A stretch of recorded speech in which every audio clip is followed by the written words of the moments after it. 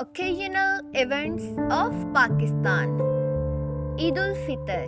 Eid ul-Fitr is the celebration at the end of holy month Ramadan. Eid ul-Azha. Eid ul-Azha is the celebration of Ibrahim alayhi salam sacrifices. Eid Miladun Nabi. Eid Miladun Nabi is the birthday of the Holy Prophet Muhammad sallallahu alaihi wasallam.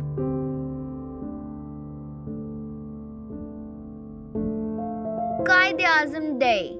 25th of December is the birthday of Quaid-e-Azam Muhammad Ali Jinnah, who was the founder of Pakistan.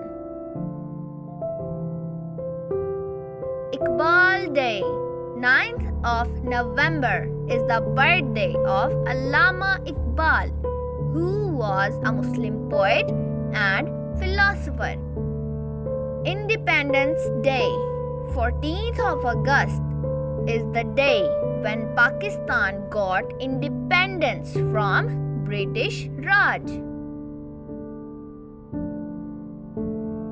Labor Day. Labor Day is an official public holiday we celebrate each year to pay tribute to our labors. Kashmir Day.